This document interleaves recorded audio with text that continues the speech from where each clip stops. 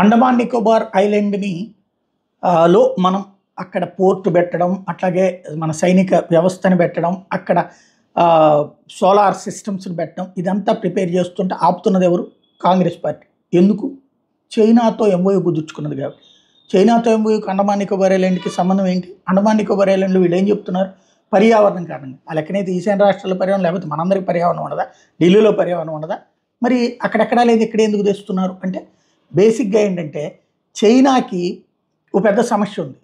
చైనాతో యుద్ధం వస్తే కనుక మనం వాళ్ళ ద్వారాలు మూసేయచ్చు. అండమాన్ నికోబార్ ఐలాండ్ దగ్గర కనుక మన స్థావరాలు ఏర్పాటు చేసుకుంటే చైనా బతికేదే ట్రాన్స్పోర్ట్ మీద, సముద్రం రవాణా ద్వారానే బతుకుతుంటుంది. వాళ్ళకి సంబంధించినటువంటి ప్రొడక్ట్స్ ఇప్పుడు అమెరికా, యూరప్ దేశాలు తమ తమ కంపెనీలన్నిటి చైనాలో పెట్టాయి.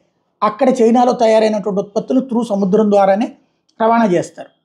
ఆ ముఖద్వారం ఇక్కడ ఉంటుంది. వాళ్ళు సిపెక్ కావచ్చు, లేకపోతే బ్రిక్స్ సంబంధించినటువంటి రహదారి కావచ్చు, ఇట్లాంటి అన్నిటికి కూడా బీఆర్ఐ రహదారి కావచ్చు, సిపెక్ కావచ్చు, ఇవన్నీ కూడా ఆల్టర్నేటివ్ ప్లాన్ చేసుకుంటున్నటువంటి దశలో మనం గనక అండమాన్ నికోబార్ ఐలాండ్ దగ్గర కనుక కంట్రోల్ చేసామంటే వాళ్ళకి అతిపెద్ద షాక్ అవుతుంది. కాబట్టి దాన్ని పర్యావరణం వంక పెట్టి సోనియా గాంధీ ద్వారా లెటర్ రాయిపించి ఆపించే ప్రయత్నం చేస్తున్నారు.